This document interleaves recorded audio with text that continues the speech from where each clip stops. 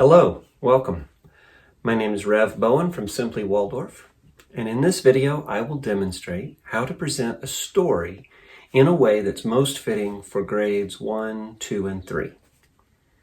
The story, of course, is the basis for our main lesson work. We pull, in Waldorf education, we derive or pull our lessons out of the images of the stories. So being able to present a story in a way that fosters their imaginations and engages their feelings and their will forces, this is the foundation of our main lesson work.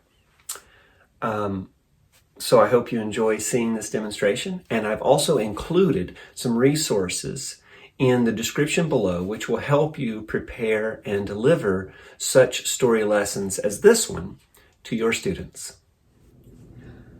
I want to say a couple of things about telling the story just for setting it up purposes. Notice I have two windows behind me. I've closed the blinds to cut down any distractions or glare, and I would do that when I tell it to students as well. Again, cuts down on distractions and glare. I'm going to play a little glockenspiel. It's like a little xylophone. It's tuned pentatonically so I can play it in any order and it all sounds okay. I'm going to play a little song to introduce the story, and then I'll play it again at the end. And this provides a kind of threshold, bookend experience where we're helping the students, children, any audience settle in and prepare, because we're moving into a different type of experience. It's like a little ritual. There's nothing religious about it. It's just a way of helping your audience and even yourself transition into a new process. Storytelling is a process for the storyteller as well as the audience.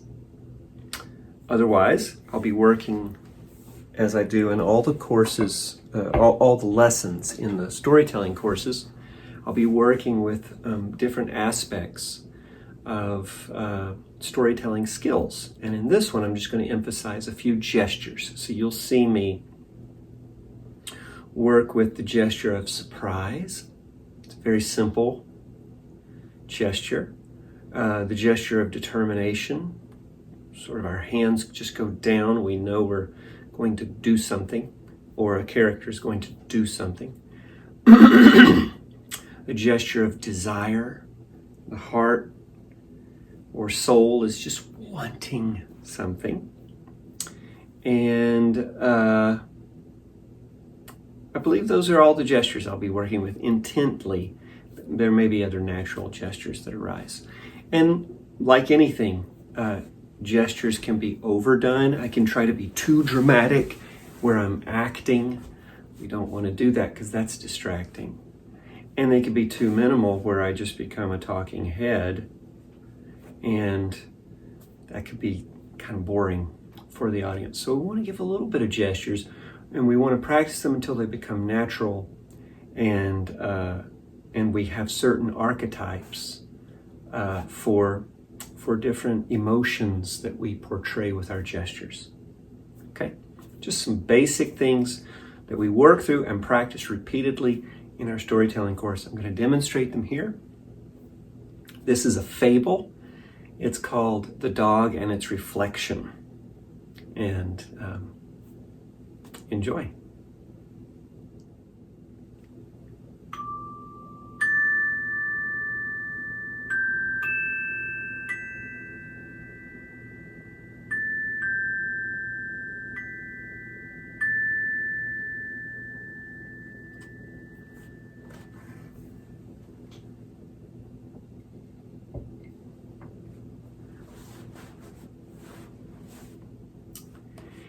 In his journeys to find food, a dog took the path that led him to a bridge, and he crossed over a body of water and continued his search.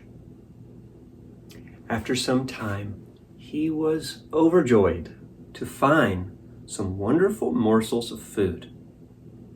He sniffed through and found a nice big morsel of food.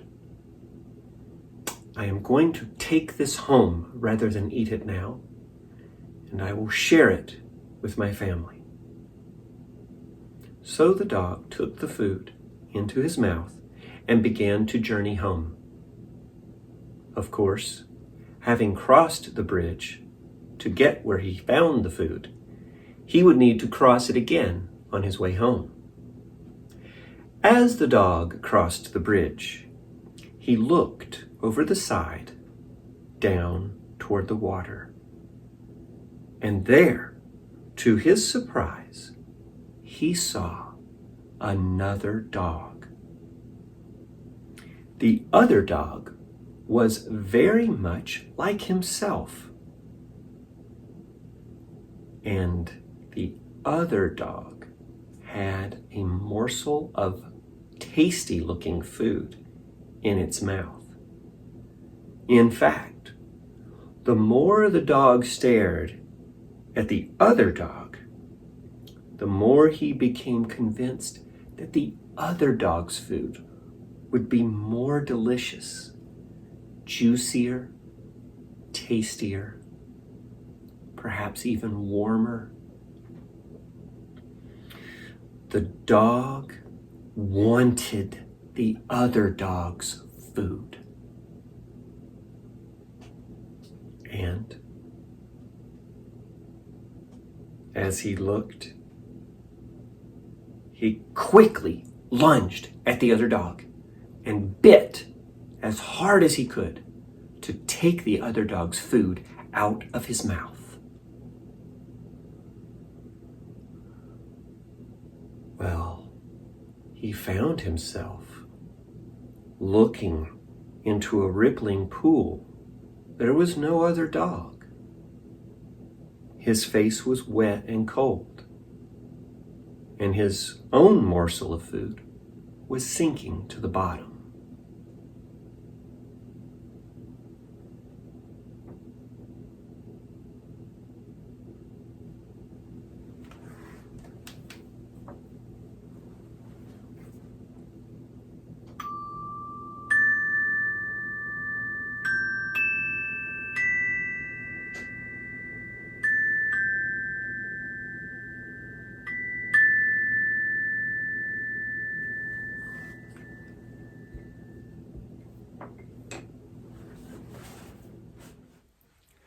I hope you enjoyed that lesson.